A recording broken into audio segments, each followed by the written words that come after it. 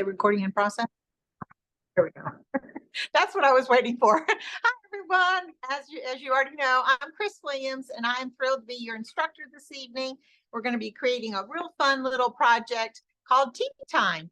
And we have a lot to cover tonight, so I think we need to get right down to business. So thank you all for tuning in. I was kind of watching the monitor a few moments ago, and I recognized several names. So thanks, friends, for tuning in.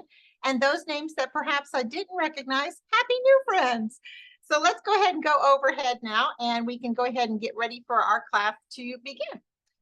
So I painted my canvas Tea Time on just a canvas panel board, but of course, any canvas that you choose tonight will work perfect. If you have a canvas that has panels or sides to it, whether it's a gallery wrap or perhaps even one that might just be an inch or two wide, don't worry about painting your edges right now. You can paint your edges after class. We're going to concentrate here on our subject matter and the design around it or the background around it. So let's just go ahead and go get some colors out onto our palette. The pattern that we were talking about earlier is free and downloadable on Michael's site. Maybe perhaps you got it before class tonight. I understand Michael's is having a little difficulty tonight, but we are going to make sure that we put the link to this pattern in the chat section.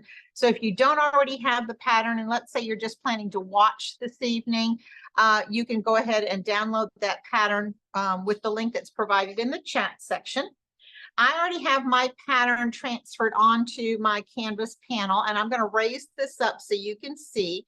I used artist graphite paper to transfer just the basic shapes and the basic lines. I transferred the outside shape of my picture and the horizontal line here at the bottom. And that was one reason why I said to use a ruler to make sure that you get a nice straight line. Within the picture itself, I did transfer just roughly the shape of our leaves and the shape of our little hydrangea flowers that are going to be on our teapot. So that's where you should be at this time if you have transferred your pattern prior to class.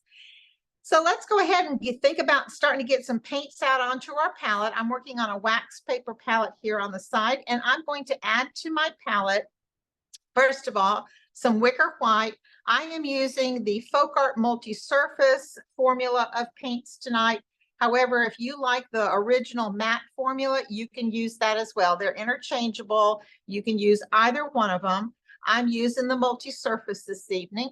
And so I added wicker white to my palette. I'm also going to add coffee bean and or coffee latte. I'm sorry, not coffee bean. I looked at this and I thought that's not that dark. Coffee bean is a very dark brown. This is coffee latte.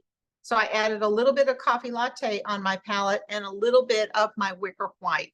And what I want to do to start off is work real quickly on this background, the top part of the background, not the band or the border here at the bottom, just this top part for now. I'm going to use a wide flat brush. So if you have a 3/4 inch flat brush, that would probably work best for you. You might even go up to a 1-inch brush if you have that. Cinnamon would work instead of coffee latte. You'll have a little bit more golden color, less brown color, but I think it would still blend well with our painting. So that's fine. So now what I'm going to do with this flat brush, and I did not dip it in water, I did not get it wet. I'm just going to go directly to my puddle of my wicker white. And when I paint, I always stroke into the puddle of paint rather than scooping up into the middle. So I'm stroking on one side of that flat brush. Then I'm going to flip it over and stroke again on the other half of the flat brush. So I want a flat brush that's full of the wicker white paint on both sides of that flat brush. Now I'm going to stroke a little bit into this beautiful brown color here. And again, this is coffee latte. And with that coffee latte on one side of the flat brush, white on the other, and this one has white and coffee latte, I'm just going to start using a very wispy stroke all over the back of my canvas. And I'm kind of scooting around my design, adding more wicker white and adding more of the lighter color, which of course is our white. And I'm just starting to fill in and blend those colors softly. I want kind of a mottled effect. I'm bringing it up to the camera so that you can see. I'm going to scoot real quickly all around the whole shape of our teapot here. I don't want a lot of the coffee latte. I want mostly the white that's just kind of warmed up with the coffee latte. And that's why I keep picking up a little bit more white from time to time. When you feel like you've lost some of that coffee latte, go ahead and load that brush up good again with your white, touch into the coffee latte, and then continue on. The process is the same now as we scoot around the whole canvas. These are short, choppy little strokes, and I'm using both sides of the flat brush. And when I'm going around the shape of our teapot, you want to go with a very smooth chisel edge and just go as quickly around and as close as you can to the pattern. We don't want this completely blended in. We want this to be kind of choppy in color, or kind of more what we call a mottled effect. I want to see some of those brush marks. I want to see some of the color value changes. And I am doing what we often call a slip slap technique. I am slipping and I'm slapping that brush, both sides of the brush, onto my canvas, working around this little teapot. And I'm working as quickly as I can. This is a very light application of paint. It's not a lot, it's not heavy. And so this will dry pretty quickly, because I am not putting a very thick, heavy application of paint on my canvas at this time.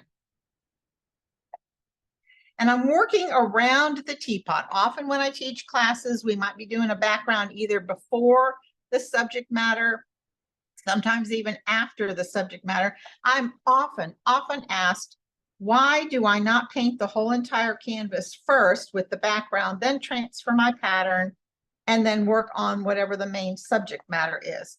That's definitely one way you can do this. I'm not telling you it's an incorrect way. I'm just telling you that when we are teaching these classes here in the Michaels Community Classroom, these classes are designed to be just about an hour. You can guarantee that mine are always going to be maybe a little bit after the hour. But because it's a quickly taught class, we work on the sections of the canvas as we can through the class. So that's one reason why my background is never completely under my full subject matter. Now, if you're just watching tonight and you want to paint around with me later using the replay, by all means do so, and you can paint the whole entire background first if you want, and then allow it to dry. Use your graphite transfer paper to trace and transfer the design on, and then go on to the teapot. So I'm going to raise mine right now, and you can see that I've got very much a mottled, sketchy background. It's very hit or miss. I don't mind that there's color changes or value changes. I'd like to see the brush strokes. And this is not all there is to this background. As you can see from my sample here, I've got within eyesight, I'm going to bring it here in front center.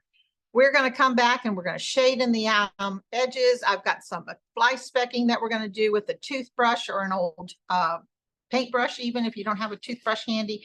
So this is just step one of our background.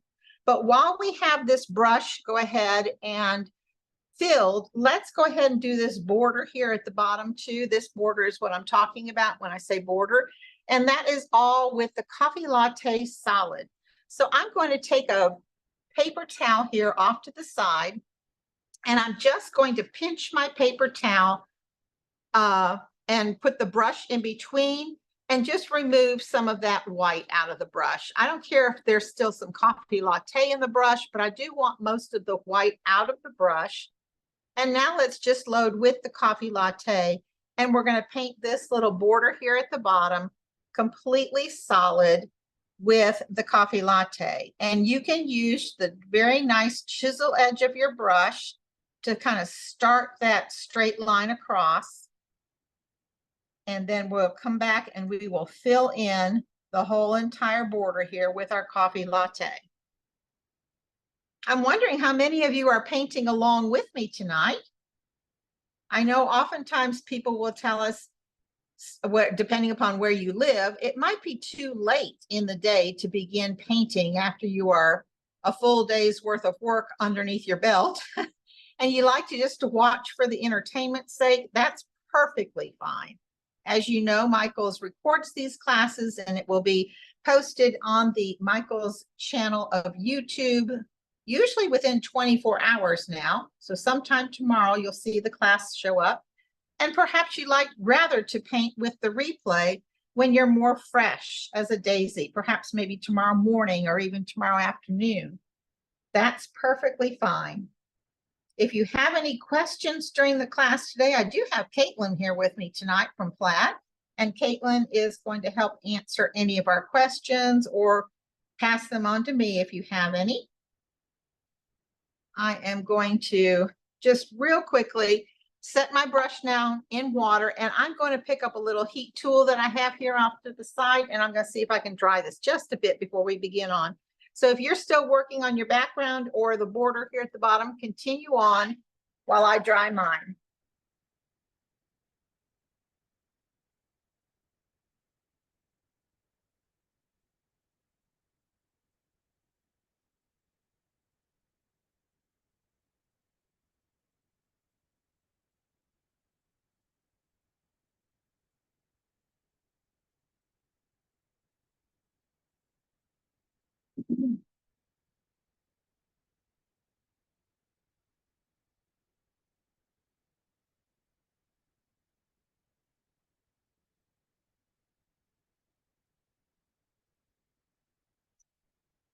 I think mine is dry enough at this point. Yeah. So if you are ready to move along with me, the next thing we're going to start working on is the actual teapot, our little friend here. And we're going to need our wicker white, which I still have plenty out. I'm going to add a couple more colors to our palette. One color is our classic French gray. I love the classic French gray. We're going to also add a blue, and that is the lighter of your two blues that were on the supply list. One blue was Ink Spot, which is a darker blue. We're going to save that for later. The Look at Me blue is the blue that I have used. And the bottom here is darker on the sample because this is just step one. We haven't gone on to step two. So I'm going to now add Look at Me blue and our classic French gray. So I'm going to clean out that large brush that I was working with and set it aside. I'm going to go ahead and work with probably a number 12 flat brush right now. And with this number 12 flat brush, we're going to start, let's just go ahead and start up here at the top. Move this in a little bit so that you can maybe see the top. True blue is close to that color. This color is very close to like medium blue. If you have medium blue, true blue is a little bit richer and darker, but you can use a little bit. We're only going to use a little bit of this blue, so you can use the true blue. That'll be fine. You might even want to add a little bit of white to your true blue to get closer to this color. Let's first begin here at our little top here. And what we're going to do, you can see it's primarily white. So even though we have a white canvas, we still want to get a little white color on our teapot. So I'm going to turn mine sideways so that I can hang on to it a little bit nicer and easier. I'm going to use this number 12 flat brush and just quickly base in some white on the white canvas. We're only going to work a section at a time, so let's just do this top little section to get started. And don't forget the little knob at the top. All right. Now what I'm going to do, I want to put some color in this white so that our lid is not completely just stark white. We want that beautiful shading here in our teapot lid. So I'm going to use a little bit of the classic French gray first, then I'm going to come back with a little bit of our blue. So I'm going to always make sure that I have white in my brush, and then I'm going to tip just a corner of that brush, just a tiny, tiny little bit into our gray. I'm going to come to the palette and blend that on the palette. We always do a lot of blending work on our palette before we take it to our design or to our canvas, to your surface. So I'm going to have some white in the brush with a little bit of our gray. And what I'm going to do is I'm going to begin at the top where the dome portion of the lid meets our little ball lid. And I'm just going to keep the gray color to the outside edge. And I'm just going to do short, choppy little patty strokes. Let me bring that up so you can see that very close. And all I did was pat, pat, pat, pat, pat. It wasn't a long, smooth stroke. It's patting that color on because that's going to blend it softer than if you were to just try and do one long, smooth stroke. We're going to also take that color across, kind of like if you think about this being a smile, we're going to take it across the smile line on the lid. And we're talking about the brush, or the gray part of the brush is on the lid. We're not on the body of our teapot. So we're just coming across like that. And now we're going to bring it up the other side. So basically we're putting a little bit of gray, not a lot of gray, but a little bit of gray to kind of color that white. So it's not so bright and crisp and white. Okay. And Chris, could you tell us a little bit about the heating tool that you're using? Sure, I'd be glad to. This is a new product that Plaid came out with this year. This is what we call the multi-purpose heat pen. And it's got a very long extension cord. I think it's almost 6 feet. It's got a really nice, convenient off-on switch here at the end. You can hold it like this if you want to. You can hold it like a pen or a pencil. It's very lightweight, easy to work with, and it comes with its own little kickstand. I don't know. Let's see. Can you see the kickstand? There we go. And so the kickstand folds up for storage, and you can wrap your cord around and store it away. Or if you're like me, you might want to just keep it out on your painting table all the time and have it available and ready for you. And like I said, the off and on switch is here at the end. And it's not very loud. It's just very convenient and close to have at hand. A little different than just basically having a hairdryer near you. Okay, let's now talk a little bit about that little ball lid. So using that white and that gray that you have mixed in your brush, as you're looking at it face on the left side up here where you can see mostly blue on that, it's all on the left side of this little ball. We're just going to put a little bit of that gray. So you can keep your brush loaded with your white and your gray and just put a little bit of that in there. And then I think mine's a little dark. I'm going to add a little more white. I'm just kind of patting that color on. So this is what our lid looks like right now. Very kind of sketchy and rough, but we're not done. Now what I'm going to do is keep some white in my brush. I'm not going to worry about cleaning the brush. I'm not going to get it wet in the water. I'm now going to come into our Look at Me blue, do the same thing. I'm going to blend on the palette. So now I've got a brush that has some gray and Look at Me blue in one tiny corner of that brush. Okay, so we have white across the full width of the brush. We have our residual gray, and now we're adding just a little bit of blue to that. And again, that's that Look at Me blue. And now we're going to kind of retrace our steps a little bit, but we're not going to do every single section. So I want you to look at our piece here. Our blue is on that smile line, and our blue is on what is the right side of our dome here on the lid and the right side of our ball. This is going to remain that gray that we started out with, okay? So let's just retrace these steps again using that short patting motion with the blue towards the pattern line. And I'm just patting that blue on, which is softly blending into and on top of the gray that we kind of already have there. Can you see how pretty that is? Make sure that if you're stopping to add any more paint, you always add white to your paint.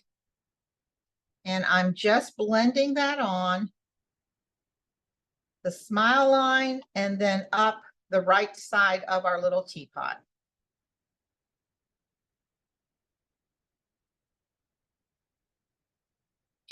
All right.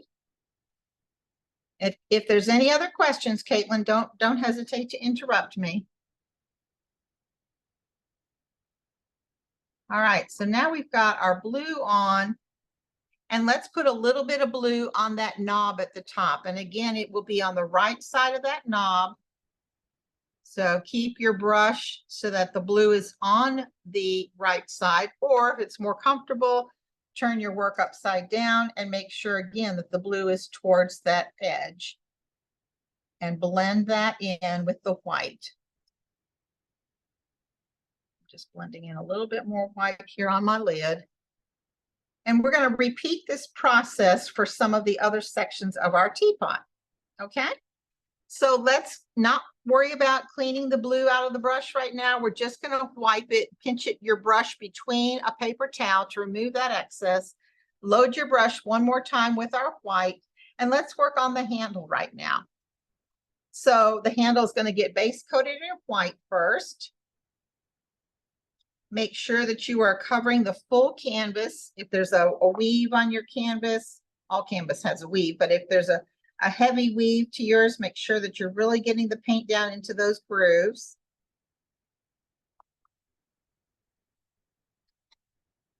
And I'm working all the way on this handle, the interior of the handle as well as the exterior, kind of almost like a donut shape, or a portion of a donut, I should say. All right.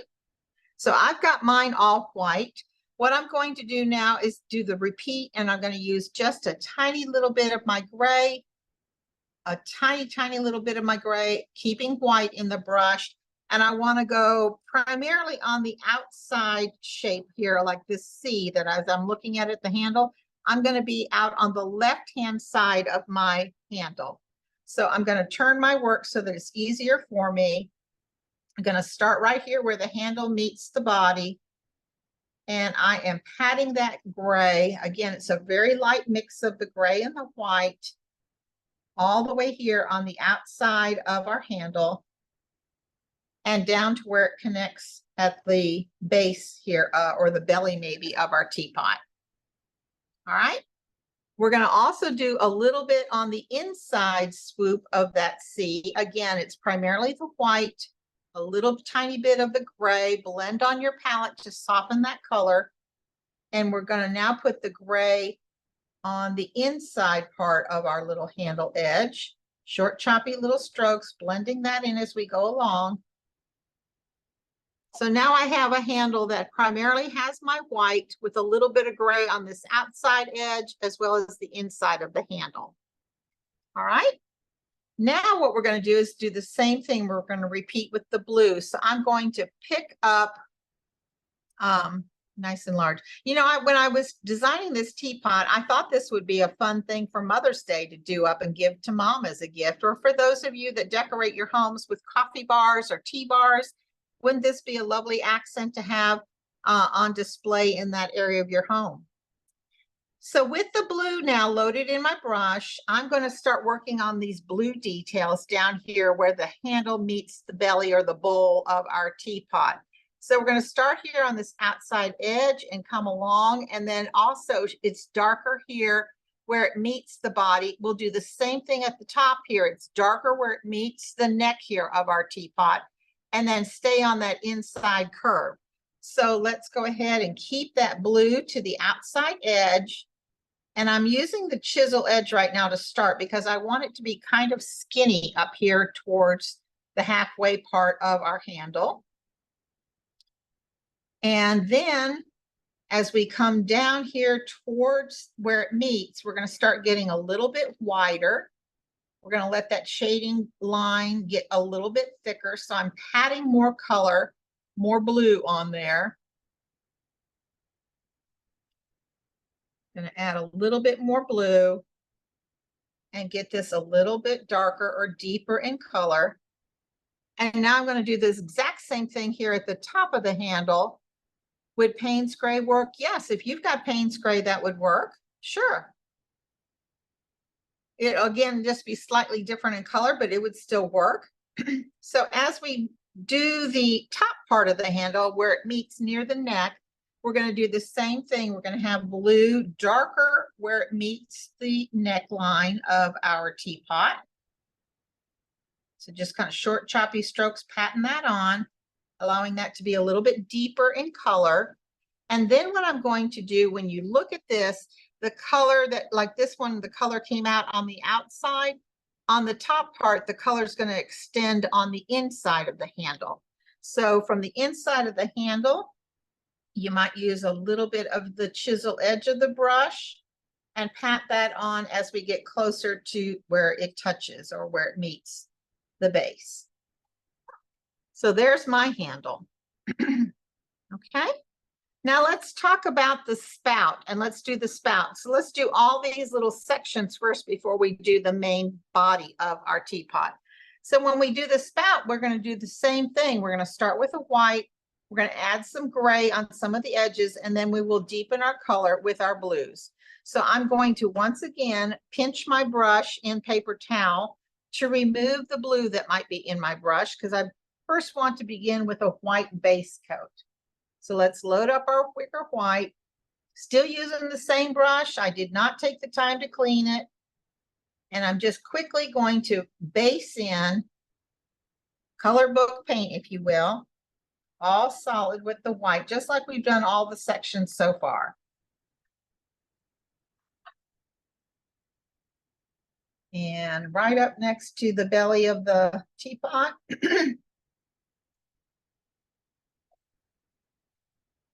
And along up the top and around the curve here of the spout. Okay. Now, what are we going to do? We're going to do the same thing. I still have white in my brush. Excuse me. I'm going to pick up just a little bit of my gray, always blending on my palette first, softening that color so it's not real dark and severe when we first come to our picture. And the gray is going to be, as we look at the spout, on the right-hand side or the outer area of the spout, okay? So let's, excuse me, start on using the chisel edge, and we're going to go all the way up towards that little opening portion of our spout. And I'm just bringing some of that gray in. Short, choppy little strokes, kind of blending it on there. Okay, I'm going to put a little bit of gray on the interior, but maybe not as heavy. So I'm going to add a little bit more white to my brush. And I'm going to take it from that little opening of the spout and bring it down in that curve of the little neck here of the spout.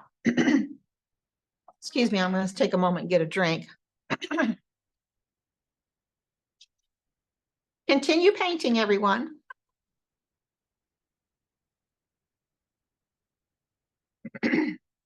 Okay, let's see if that helps. So now with my flat brush that is loaded with my white and my gray, on the side of the brush that has the gray in it is where I'm now going to pick up my blue, just like we've been doing. I'm going to blend on that palette, making sure I still have white in my brush, softening that blue. And with this part, we're going to start up here where the spout meets this belly here of our teapot. We're going to start up here and come around that curve while we are on the spout. We're going to come around that curve. It's going to be darker here at the bottom. So we'll pick up a little bit more blue, and then we'll bring it up here on the bulbous part or the bottom part of our little spout. So let's go ahead and do that. Again, I use short, choppy little strokes rather than long, smooth strokes. We really want to have that blended softly in the white that we put down as our base. And I'm going to pick up a little bit more blue to intensify that color here in the bottom. And I'm going to take that color up along the fat part here at the bottom of our little spout. Come back and put a little bit more of that darker blue in here. Blending that in.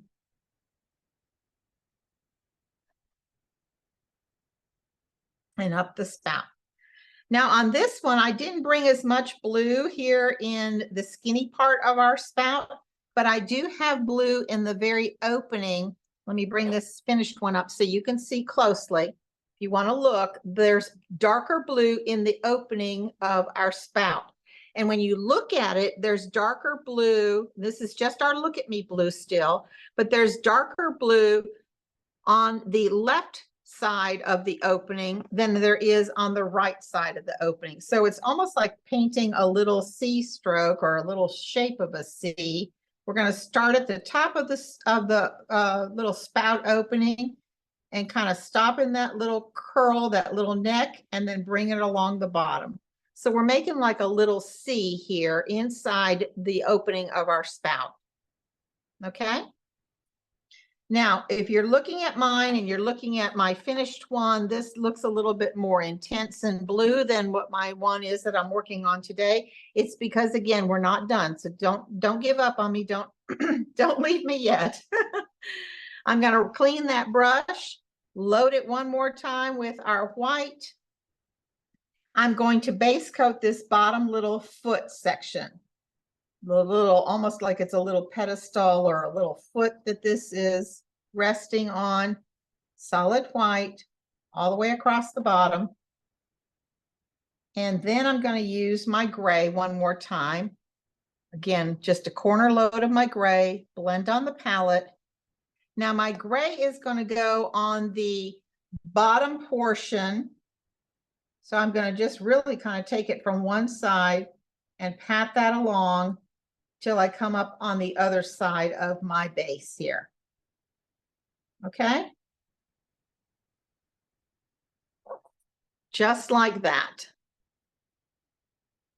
Then what I'm going to do is I'm going to use just the chisel edge of my brush, just that skinny part when all the bristles are back together as one.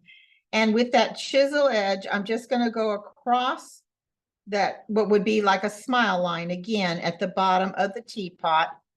And I just kind of scooted that color on, and it really is kind of helping to make like a division line between that base and the teapot itself. So now we're going to pick up our blue one more time. Look at me blue, blending on the palette, and the blue goes on the same side of the brush as the gray did, keeping white in our brush. I sound like a broken record, don't I, y'all? And with the blue, we're going to come just on these outside edges, both sides, and we're just going to almost kind of pat, pat, pat down in a vertical motion. And then we're going to let some of that color come out towards the center. We're going to still leave a lot of white here in the middle of our little base area. So I'm starting on one edge with blue to the outside. I'm patting it down, straight down. And then what I'm going to do is come back in and pat it out just a little bit. Okay. There's one side done. Now I'm going to flip my brush and do the other side, or if it's more comfortable for you to always have the dark color on one side, no need to worry about it. Just turn your work upside down and start here and basically repeat the same thing. You want the blue towards the outside edges, and then you want to kind of pull some of that color in a little bit. Okay, so there is our base. Now we have the body of our teapot to do. So let's just repeat all of that with the body of our teapot. Now, when we get to the design where our little flowers and leaves are painted on our teapot, let's paint around those shapes as best you can. So I just want to do just the white porcelain part of our teapot. So I'm using the same brush, same colors, wicker white, and let's just kind of quickly get some wicker white down on the white of your teapot.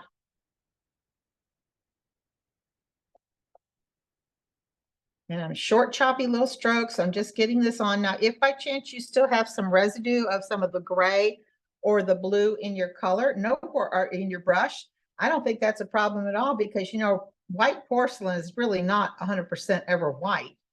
You can see shades of grays and even sometimes shades of blues within the white. So if you have a little color mix going on in your brush right now, I think that's just going to add to your look or to your design. Let's quickly keep going on this. Get this all white added around the outside of our leaves and our little hydrangea flowers. Now, if you are not able to paint at the same speed and you are trying to paint along with me tonight, when we get to the leaves and when we get to the hydrangeas, I might suggest that you just do a leaf or a hydrangea tonight. And because you can always watch with the replay and paint more later, but it might be a good idea just to paint a little bit to kind of get the feel of it and understand what I'm talking about, and then move on and paint the rest of them later. There's actually 5 leaves, and there are 3 hydrangeas. So if you want to paint at a slower pace and take your time, I might suggest that you just do one of each, 1 leaf and 1 hydrangea. I now have mine all painted with white, and I've now loaded my brush with just that tiny tad of the gray, and that gray again is a classic French gray.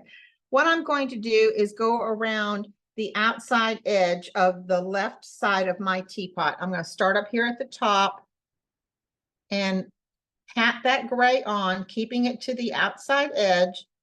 And now I'm using short choppy strokes and long choppy strokes to kind of cover the space, still keeping white in my brush.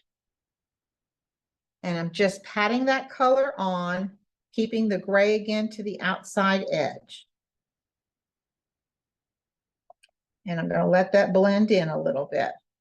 Okay, I'm going to come all the way across the bottom, that little smile line where we're meeting the base. I'm going to pick up some more color in my brush. And now what I'm going to do is bring that color up from the base where we left off, around the bowl shape, right up next to the spout. Blending on my palette every time I load my brush with more color. And then we're just going to work it all the way back up to around the neck here and up to the top. Just giving us a little base of color to separate our teapot from our background. And now we need to add the blue accents. So I'm going to go ahead and pick up blue. Again, look at me, blue, blending on my palette. When I look at my piece here, we're going to have a darker blue up here in the corner where just before it meets, just at the very corner of our pot, just before it meets the handle, it's going to be a little bit darker coming down here from this area. Almost like a little corner there. We're going to have a little bit of dark blue, and I will bring that up to show you close. And then I'm going to skip this part here in the swoop where we're going from the neck into the belly of the pot. And we're going to pick back up here again, right just below where the handle meets the body. And I'm going to scoot some of that blue here down along the body, blending on my palette. And I'm softening that blue in. Going to bring that blue just ever so lightly across the bottom near our little base.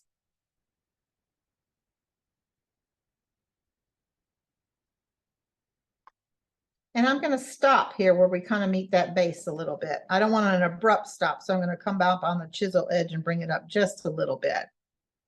So our blue is up here in the corner, and then it's just below our handle end.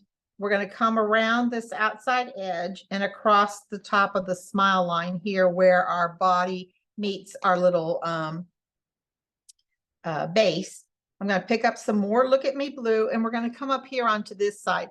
It's going to be ever so light in here. So I'm going to turn my work upside down for me, and I'm going to start probably in the maybe about 2.5 inches down from the top on the chisel edge. I'm going to let it start in and then just kind of come up a little bit towards that where it meets the lid.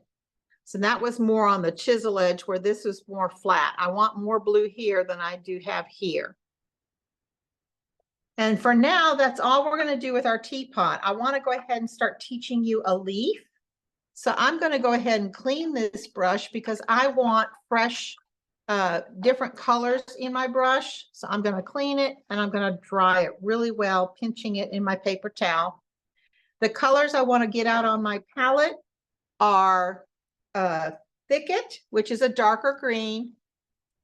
And then I'm also going to get out a light yellowy bright green, and that is lime green. So there's our Thicket, that's our darker green.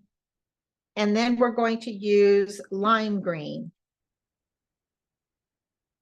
Okay, so there we have two different greens out on the palette. And tonight I'm only going to put two colors in our leaves. You can get real crazy and do all kinds of colors if you want. We can even use a little bit of our darker brown. The darker brown that we haven't put out on the palette, that's real brown. Let's go ahead and get just a little bit of real brown out. You can add a little bit of that into your green leaves. So what I'm going to do with that same number 12 flat brush, I am going to kind of base in my leaf with our darker green. So I'm going to load that brush with our Thicket. And I'll start here on this leaf right here. This is a big leaf to show you. I'm just kind of patting that color on, and I'm just kind of filling in the shape of the leaf using my chisel edge to kind of let that do the work. And before you know it, I have a leaf shape there. All right, I'm going to do the same thing again. Let me just repeat that for you. I'm just kind of filling in, and I'm starting to make what would be like the base of the leaf, which is kind of hidden underneath our hydrangeas. And then I'm going to kind of just step it up towards our top. I'm using the chisel edge and then pulling down. So you end up with a nice little shaped leaf. There are 3 leaves at the bottom. If you are painting along and want to keep up, go ahead and start working on the 3 leaves at the bottom.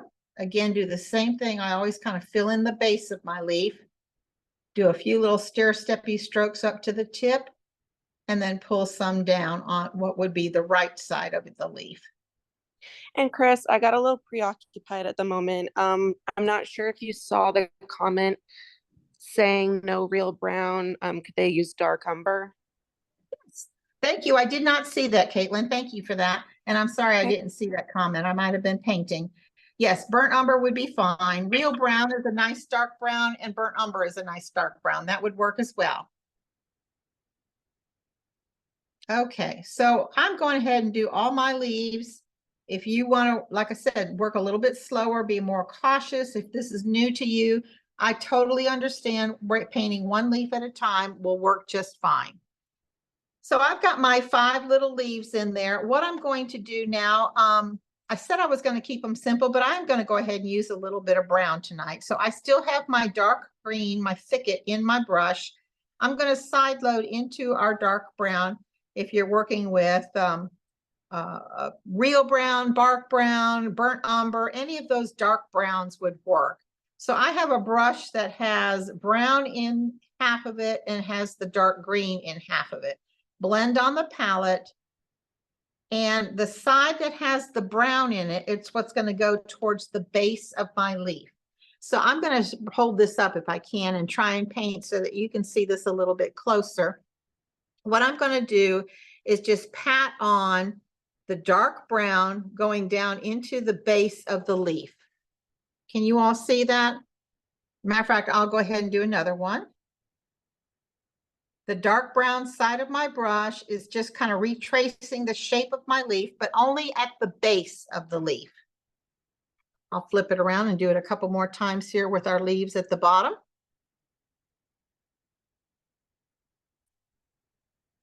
Just giving our leaves a little bit of a base. And you can do assembly line like I'm doing now if you are painting along with me. You can do all of them at one time. You don't have to work a full leaf at a time, but if you want to, you can. Just wanting you to feel comfortable with what you're doing tonight. All right. Now what I'm going to do is I am going to wipe my brush just a little bit to remove some of that excess paint. I'm not taking the paint completely out, just wiping it a little bit. Can you do the leaves after? The flowers go sit on top of the leaves, so you really need the leaves underneath your flowers. It's a lot harder when you're getting these delicate little flower petals out onto a leaf to then come back and get your leaves in and around these little areas. So there is kind of method to my madness here.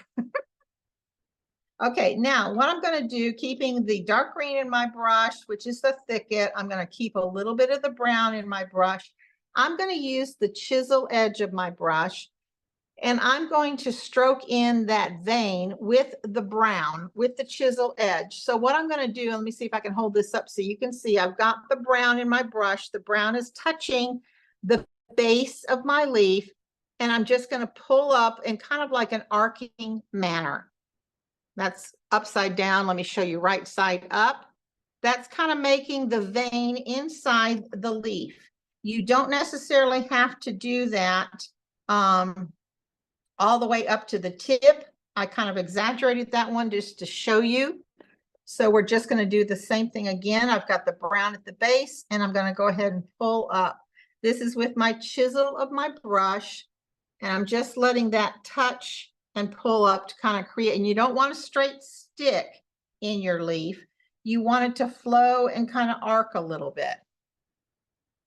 All right, so let's do that here on our bottom ones. And this is our dark brown that we're working with. Okay, now I'm going to wipe my brush one more time. And now what we're going to do on our leaves is we're going to start adding some accents of some of our lighter colors.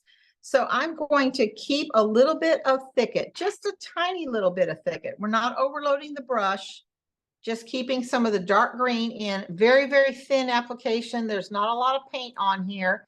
And now I'm going to stroke into what is our lighter yellowy green color. This is lime green. And with the lime green, I'm going to start here on the tip of the leaf, on the chisel edge, kind of drag it a little bit, and then I'm going to pull down. I am going to go like this. I'm going to go drag and then pull down. And then I'm going to pull down. And then I'm going to pull down. They're short, very little paint on the brush. I'm going to pull down and take off. Just lift and lift so that you're getting just minimal amounts of paint on the light side of the leaf. So our lime green is going to be on the light side of the leaf, and it's just a little wispy end. So I'm just putting that color on and then pulling it a little bit. We can have irregular edges. So again, we're starting on the tip, sideways, and pull down. And it's a pull and lift at the same time that you're doing that. On the chisel edge, and I'm pulling and I'm lifting. Chisel edge, pull and lift, pull and lift. We want just a fair amount of this lighter green on the what was going to be the right side of each of our leaves, just to kind of keep it even. Then what I'm going to do is I'm going to put the lime green only in a corner of my brush. So I wiped all of it out. And with just lime green and the dirty brush itself, the lime green's only on a corner of my brush, blending on the palette. I'm now going to come on each of these leaves, and right where we put that darker center vein, we're going to come on the light side of the leaf. So that would be the right side of all of my leaves. Keeping that lime green next to that, I'm going to pat that in a little bit. So I'm going to pat lime green right up next to that kind of vein that we put in. And we'll put an accent color on the dark side of our leaves. Put a little blue in our leaves. So I'm going to wipe my brush one more time. I'm going to load the brush with our darker green, our Thicket, and then I'm going to stroke into our Look at Me blue. So we want a little bit of green and a little bit of blue in our brush. It's going to look something like a blue-green color. It's not going to be the solid dark green. It's not going to be just Look at Me blue. It's a blue-green. And on the darker side of the leaf, we're going to do that same thing where we did the touch, take off, touch, take off. We're going to touch, lift with that darker blue-green, on the outside of the darker part of the leaves. So you're not seeing a lot of blue, but there is a little blue mixed in with that thicket. And this again is a very faint amount of paint. And again, it's the left side of the leaf.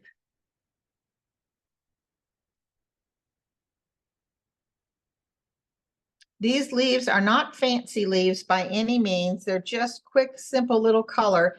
And you might see that there's a little tint of blue now when you look at it, but the blue will show up more once we get our hydrangeas in there.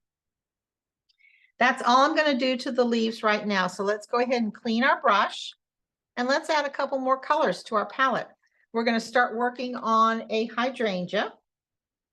And there are 3 here. There's 1 in the center and 2 side ones. If you're going to try and paint all 3, I would highly recommend doing the 2 side ones first, because this was on top of these 2 outside edge ones, the right and the left ones.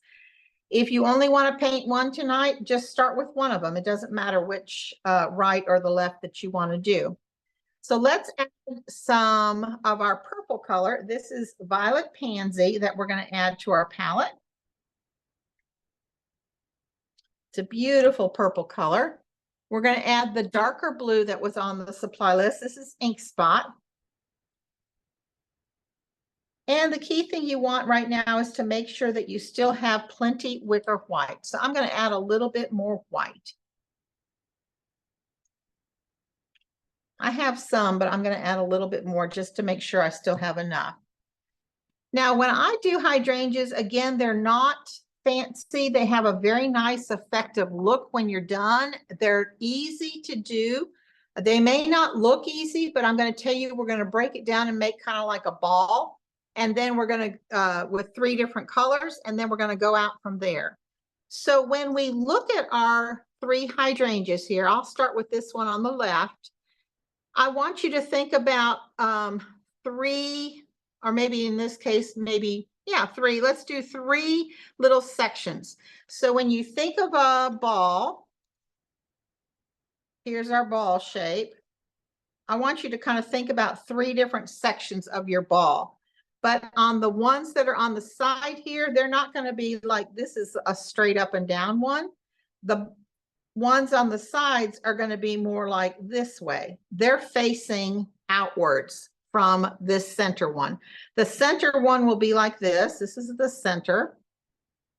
And the 2 side ones, this will be the left. And then the other one would be more like this. That would be on the right. So we want to think about these facing different ways. And the reason I say that is because this bottom section here of our 1/3 color is going to be our darkest color.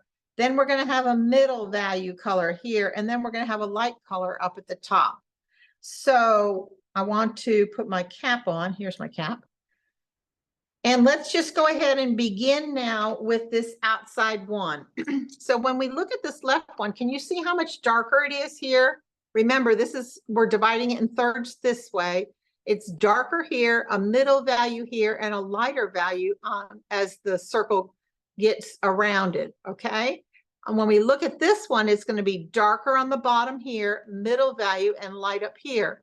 When we look at our center, it's darker on the bottom, middle, and lighter value to the top. Just like all these 3 circles I just drew. So let's go ahead and start. I know these are smaller. You can still use your 12 brush. If you want to drop down to an 8, that might work better for you too. Use what brush is comfortable for you. If you don't have ink spot, ink spot is a very dark, almost navy blue color. So any dark navy blue color you have will work. So our colors. Let's go ahead and base in 3 different colors here on this one. And I'm going to start with my dark blue. Mine is ink spot. And I'm just going to pat ink spot on. Let me show you so you probably can't see the pattern. There's my little circle. Here is my circle right here. The pattern line goes out that far. So if I think about this being 1/3 of my ball shape, I'm going to pat on my blue. And my paint is not thin at this point. I do have a fair amount of paint on there. I'm now going to pick up my purple. That'll be my medium value. And I'm going to add that for my next layer. And I'm just short choppy strokes patting that on. I'm not really blending those colors too much in the middle where they meet. I'm just kind of adding color on. Now for the lightest value, I will remove the purple out of my palette. I'm sorry, out of my brush. And I'm going to go with our lightest blue here for my lightest color of my little hydrangea. And I'm just kind of patting that on. So now when you look at it, you can see those 3 different layers from the dark blue to the purple to the light blue. So I'm going to wipe the color out of this brush and set it aside. Now, depending upon the size petals you want, you can use a number 4. I think I put a number 2 on your supply list, and that's what I'm going to use here tonight. I wanted very small little petals for my hydrangeas. So I'm using a number 2 flat brush, and I'm going to load that brush with my Wicker white. And inside this circle of wet paint, I'm going to do a little plus sign. So I'm just going to stroke my petals anywhere I want here in the hydrangea. 1, 2, 3, 4. And you'll notice that as I picked up some of that wet color, some of my petals changed color.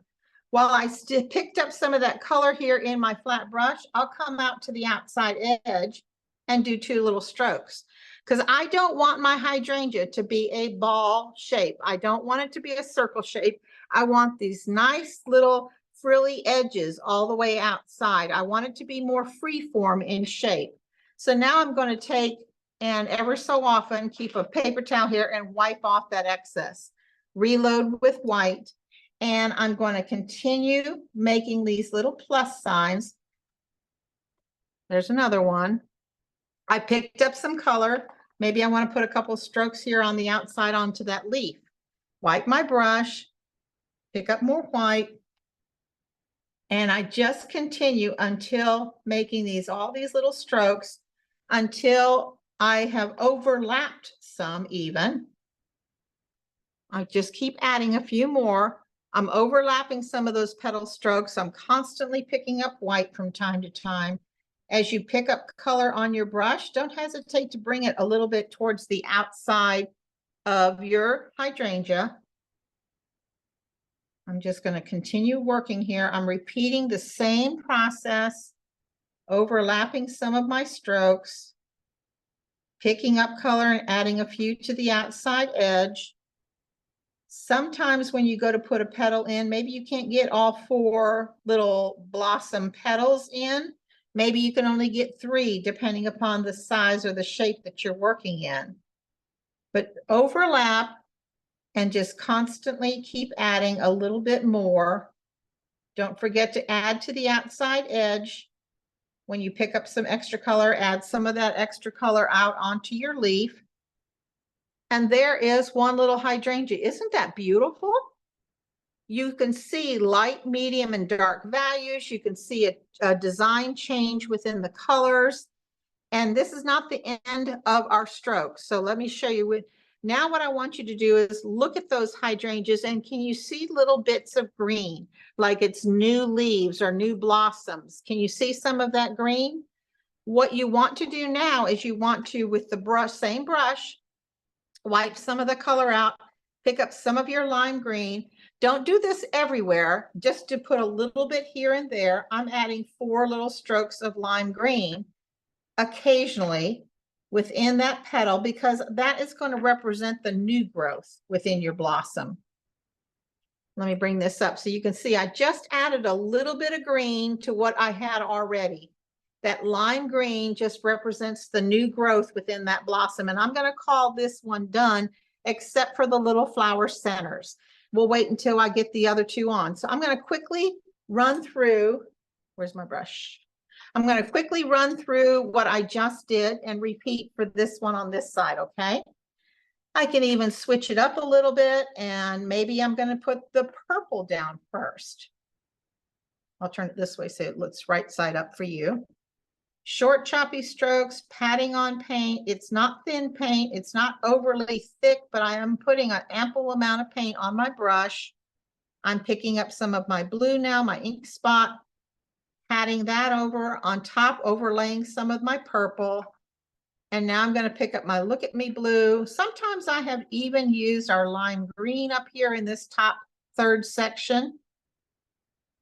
Okay, set that brush down. I'm going to pick up that number 2 flat one more time. Start with my Wicker white. Doesn't matter where I do my first little plus sign. I can do it anywhere I want. Now, obviously, I did it between the purple and the blue, so I probably picked up a beautiful color. I did. I can add that now to the outside edge. When you add these little loose petals that are kind of almost flying by themselves outside of your blossom, that's what really makes your hydrangea delicate. So don't do just a pom-pom. I hate it when I see hydrangeas that are just completely solid circles.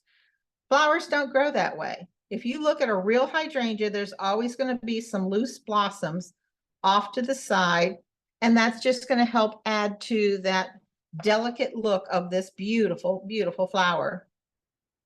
I wonder how many of you grow hydrangeas.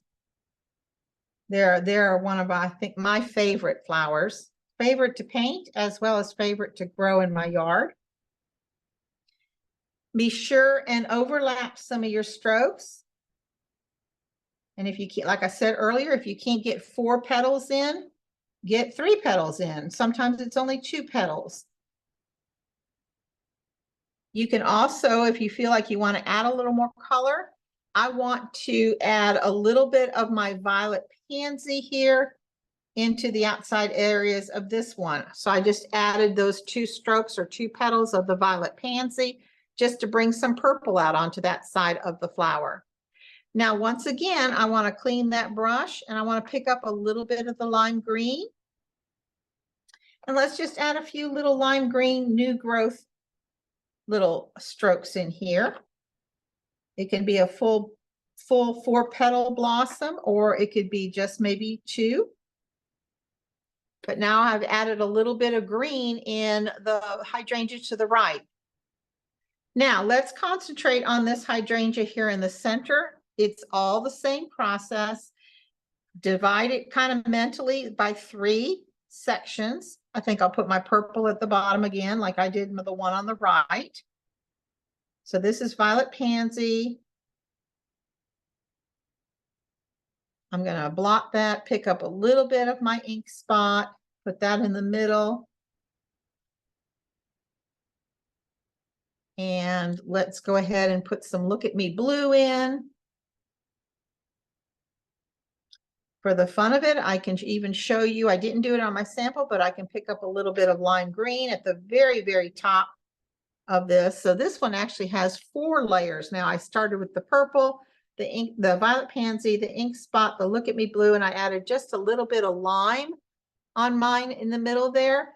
The process is exactly the same using my number 2 flat brush. If you want larger petals, if you're doing a larger hydrangea flower, simply use maybe a 4 or maybe even a 6.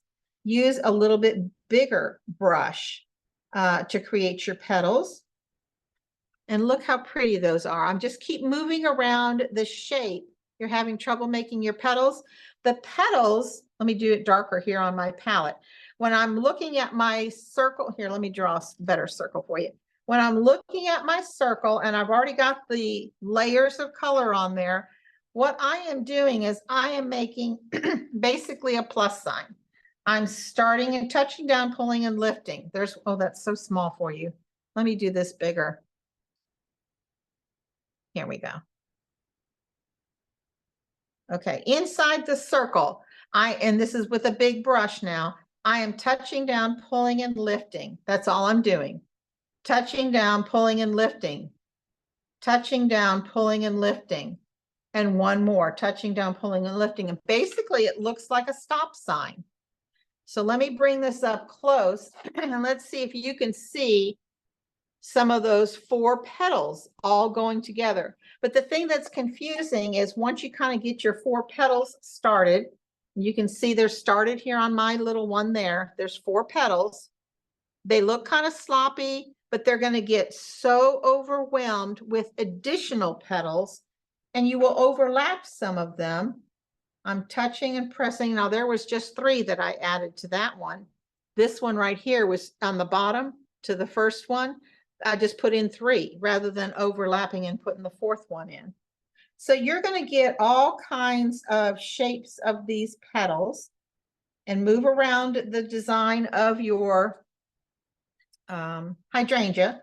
So you might pick up some of green here at the top and bring some of that out onto the petals, bring some down here. When I bring these strokes to the outside of my design, oftentimes I'm only bringing 2 petals. Sometimes I might be bringing 3. And carry that color that you're picking up to a new spot within the hydrangea. So if you're picking up some of the, look at me, blue, share it into the purple. You're picking up some of the darker blue, perhaps you're picking up your navy if you have the navy. If you have the ink spot, you might be picking some of that up. Share it within other colors. That's going to help make this hydrangea look a little bit more realistic and a little bit more alive. This is not meant to be a difficult way to paint a hydrangea. It's very loose. It's very carefree, really, because these little plus signs that I'm telling you to make, as you're stroking them on, they do not have to be perfect because you are constantly overlapping and working around other ones. And let's see, I think I'm going to add a couple down here. And this is one reason too why we did not stress over our leaves. I kept telling you these are very simple little leaves because the story here is our hydrangeas. And look how pretty they are. You can see all of the different colors. You can see all of the different petals. They're really, really very pretty. Now, if you wanted to come back in, and let's say you wanted to put a little bit more purple on this one or a little bit more blue on this one to help darken how these 2 are underneath this center one, all you need to do is pick up whatever color you want to work with and do a few more little strokes of solid of that color.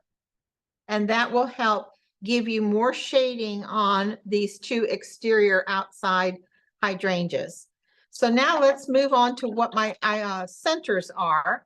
And I use a very simple little dotting tool. You can use a liner brush and use the fine point of the brush.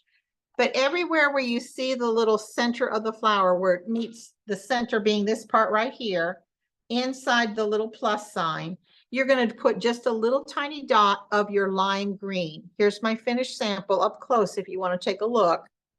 Lime green dots in the very, very center. All right. So like I said, you can do just 1 leaf tonight, do 1 hydrangea tonight. You can try and paint them all like I was doing. I want you to work at your speed and your comfort level. And I am using a stylist here as my dotting tool. This is the same tool that I used to transfer my pattern lines. And I'm just dipping into the fresh paint of the lime green. And then I'm dotting in the flower centers of each of my little hydrangea petals.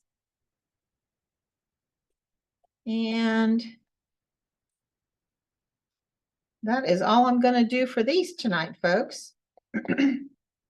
All right, let's go back to the original part that we started with, which was our background. All right. So the background now is all dry. Our banner here is dry. Let's add a little bit of color. I'm going to clean out this brush. And I'm going to make sure my number 2, make sure you clean your brushes really well after each painting session.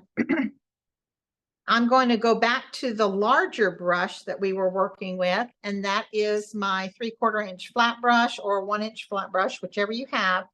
And I am going to, on this background, we have the edges here darkened. These 4 corners, if you're talking about just this top part of the background, these 4 corners are darkened, and they're darkened with our coffee latte color. So I'm going to take this brush, I'm going to put a little bit of moisture in it, blot it on the paper towel so that most of the moisture is out of my 3/4 inch flat brush. I'm going to side load into our coffee latte.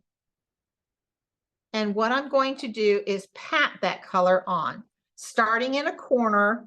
And when I start in the corner, I mean like maybe 2 inches up from the corner. And I am just going to come along that edge, pat that color on. Got a little more moisture in my brush than I wanted. Pat that color on. This just kind of warms up your canvas, warms up the design. And this allows you to kind of give that kind of more antique finish on these outside edges. So I think sometimes when you darken the corners of paintings, your eye is then drawn towards that center piece. You're not so much staring at this dark corners, your eyes are drawn in from the darker bits that are on the corners. So all 4 corners get a little bit of coffee latte. It's a little bit wider in the corner before you turn it and come down the opposite side. Just patting that color on. Reload and get some more coffee latte as you need to. And I'm coming around this corner now up here at the top. Widen the corner. And then a little bit less as we come out from the corner. Short, choppy little strokes. Just patting this on.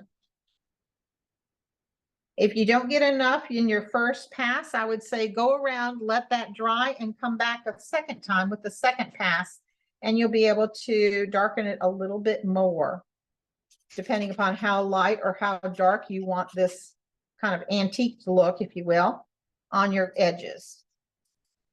Okay. All right, and I think I'll go over this one corner just a little bit more. This just kind of warms up your pattern, warms up your design, and gives you a little bit more interest going towards the center of your piece. Now what I'm going to do is I'm going to use the darker brown that we used on our leaves, the real brown. If you had the burnt umber, you had bark brown, whatever you had, we're going to take that darker brown on a corner of the brush. And that's going to darken our base down here.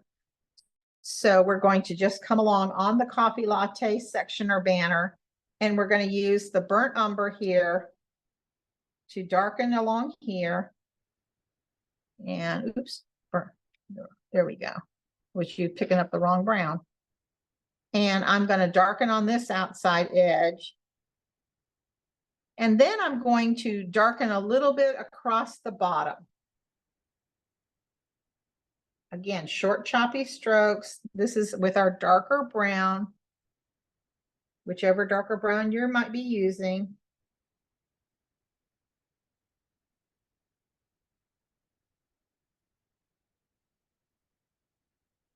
All right. Now, what I also did, well, we'll go ahead and we'll talk about our lettering next, and the fly specking will be last. What I also did was on mine, I waited until I finished my tea time here, my lettering, but I'm going to brace this up so you can see I came back with this dark brown and I put a very skinny little line work here. You can do it or you can leave it off. And that was done with this same dark brown that we used here on these sides here. That was your burnt umber or your real brown or your bark brown, whatever dark brown you had. I then came back and made that fine little line there. You can choose to do that if you want. We also want to kind of give our teapot some shading and shadowing in here. So let's do that while we're still working, letting that bottom part dry a little bit. I'm going to go back to my number 12 flat brush, and I'm going to use the coffee latte, same color that we used to darken these corners here. And I am going to just corner load with a little bit of coffee latte with a little bit of moisture, excuse me, in my brush, not a lot. And let's just start here at the spout. Can you see how that's darkened along there?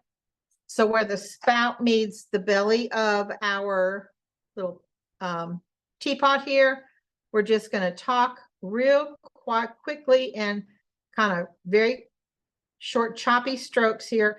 Bring some of that color down along that edge. I was trying to hold it up so you can see. Let's continue working with the same coffee latte, and we're going to do just a little bit of this edge here, creating just a little bit of a shadow. Coffee latte cornered on the brush. This is my number 12 flat brush. And I'm going to bring it out just a little bit. The same thing I'm going to do here on my spout is very, very, very lightly with our coffee latte. Just follow this spout line. And I am going to bring that along, not really doing a tremendous amount of shading, but just setting that back a little bit. On the inside here in this little curve or this little swoop, we're going to start maybe about halfway of the neck and then bring it down into this curl. The coffee latte is the closest color to our white and blue of our teapot. Short, choppy little strokes, just adding a little bit of color there in that little nook. When we move over here to the handle, we're going to darken inside the handle here, and inside that little C stroke of the handle, keeping the coffee latte side of the brush close to the handle. Again, just short, choppy little strokes, patting it on.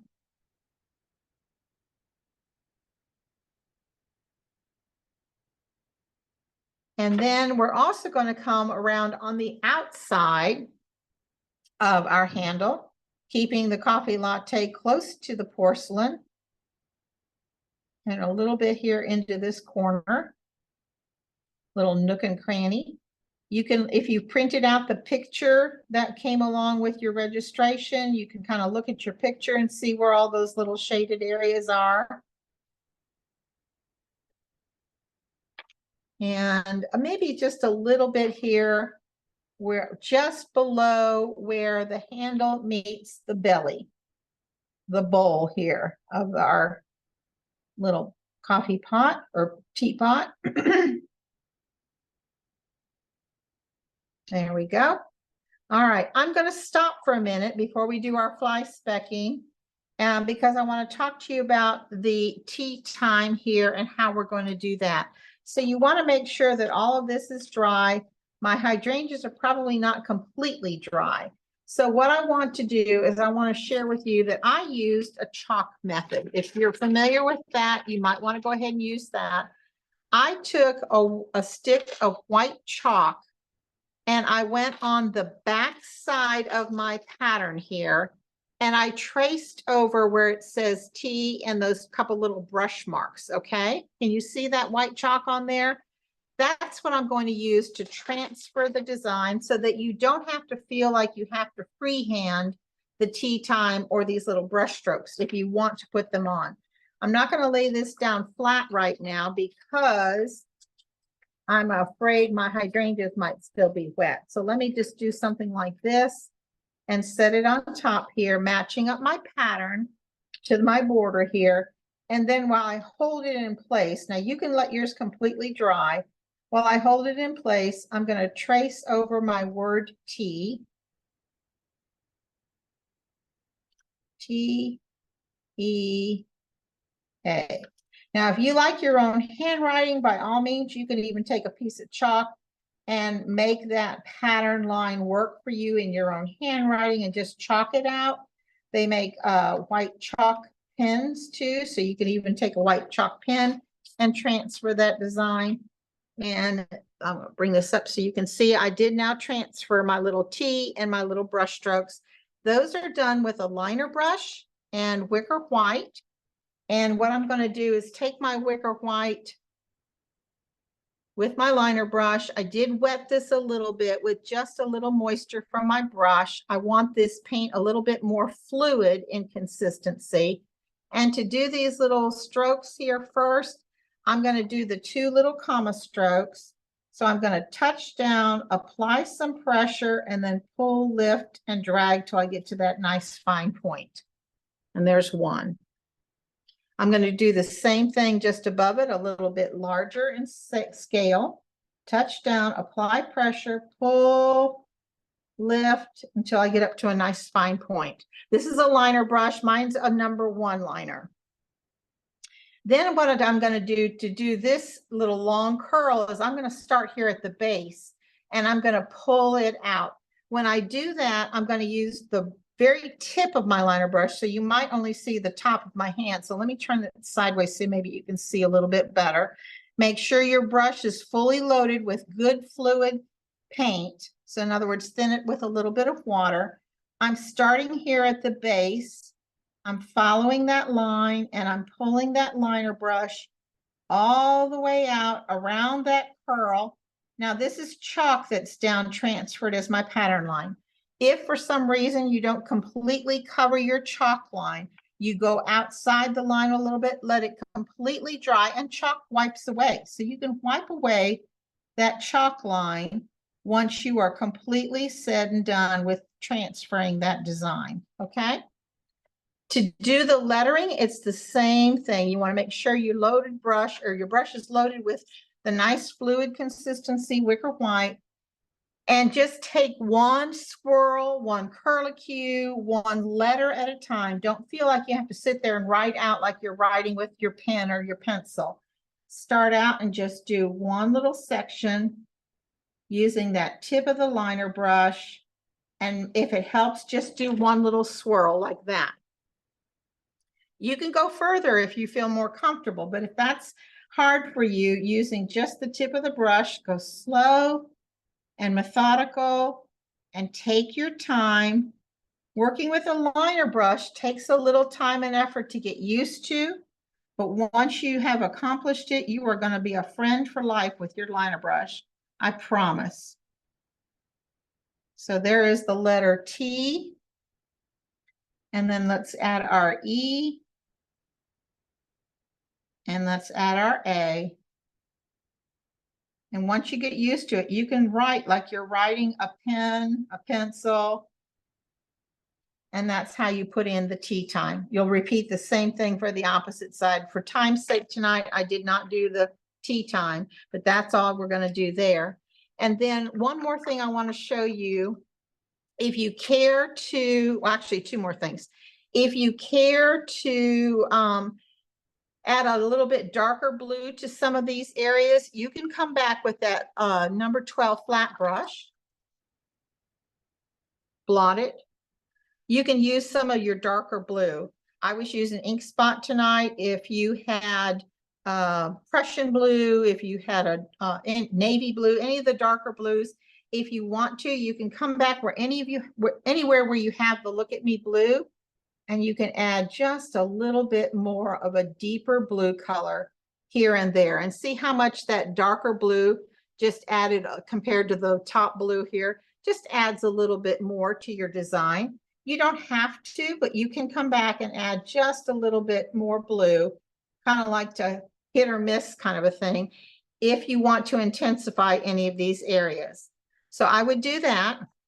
The last thing we want to talk about tonight is a toothbrush, and we're going to do these beautiful flecks of color. And that to me is just kind of one of the finishing touches of our project tonight. And that's all done. We call this fly specking. It's your toothbrush.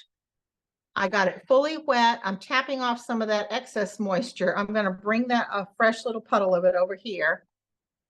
And this is camel that I'm working with, the same color that we intermixed with our white, the same color that we darkened our edges here with. I'm going to bring some of this camel over here, and I'm thinning it down with some water with my toothbrush.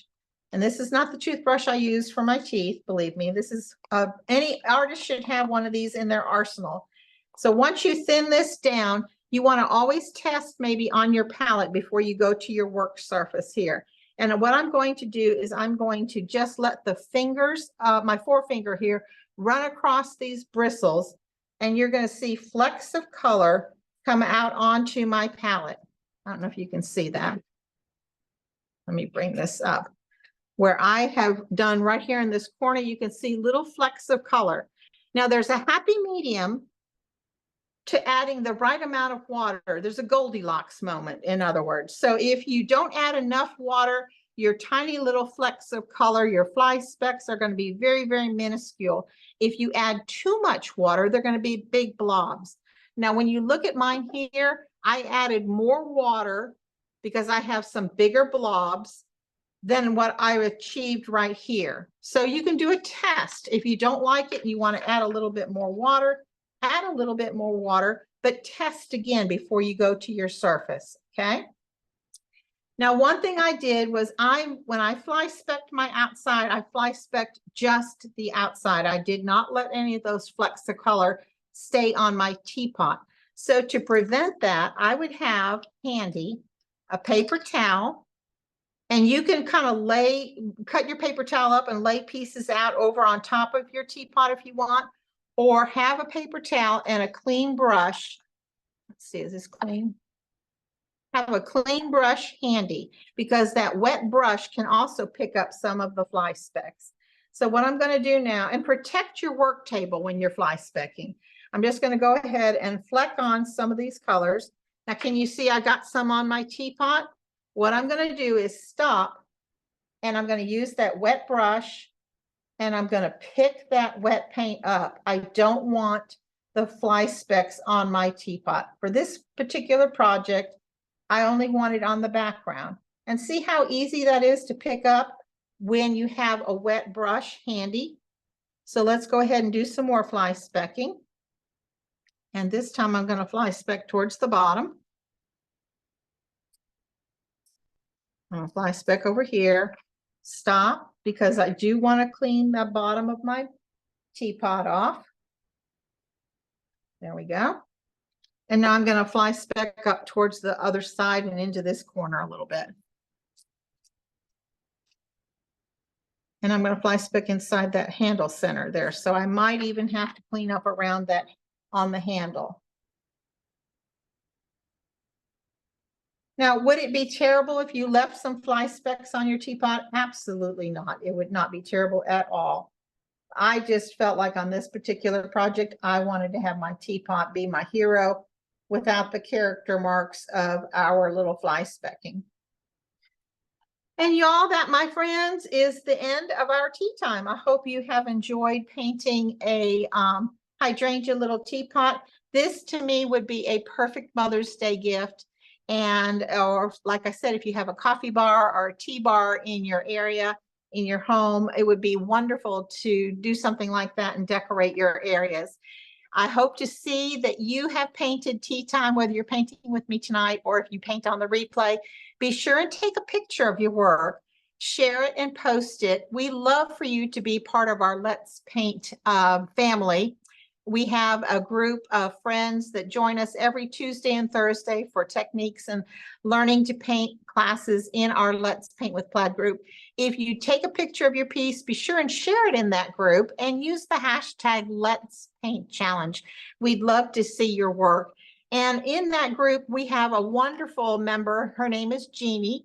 Jeannie created a little song for tonight, and she dared me to sing it on air. I'm not going to quit my day job and become a nighttime singer, but let me share with you her song if I can. I'm a little teapot, pretty as can be, sitting on your table, keeping hot your tea. So thank you, Jeannie, for coming up with that little poem for us. And I did sing it on air. I won't quit my day job. Thank you all for attending tea time tonight. I hope you had a wonderful time. If we missed any of your questions, feel free to write them to me as a question within our Let's Paint with Plaid group and join that group. Come be a member.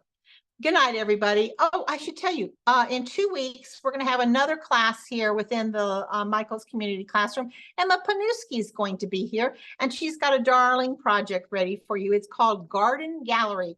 It's listed in the Michael's Community Classroom, so when that site is back up and available, look for Emma Panuski on April the 23rd.